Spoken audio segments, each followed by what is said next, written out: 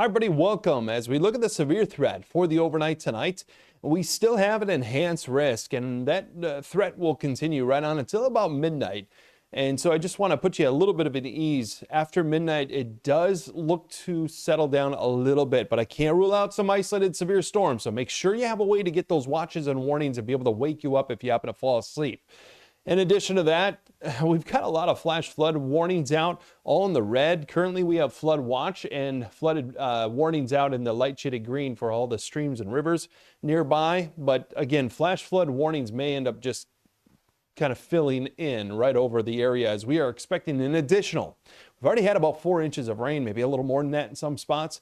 We're expecting an additional 6 to maybe 8 inches of rainfall through 7 p.m. on Saturday.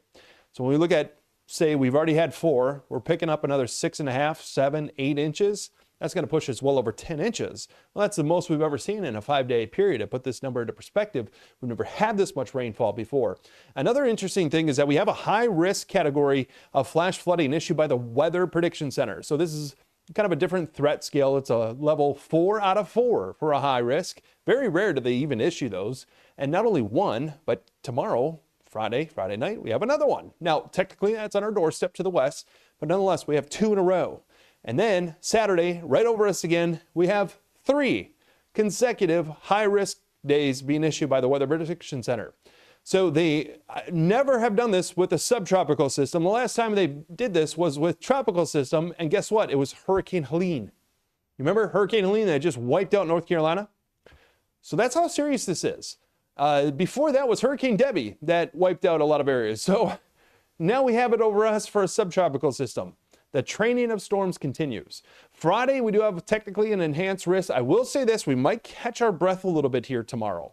With the line moving north and west of us and kind of setting up to our northwest, we'll still have a few isolated storms. There's still a tornado threat here on Friday, but it's kind of returning again. So Friday night, notice again the high risk category of flash flooding to the northwest. We're still under a moderate risk.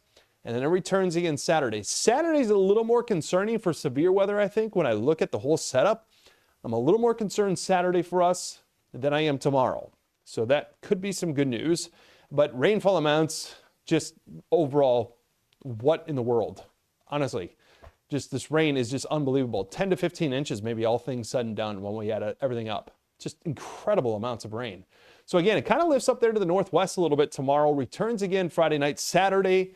And that severe threat returns. Then it cools off as we get on the backside of a cold front going into early next week. A little bit warmer and drier next week.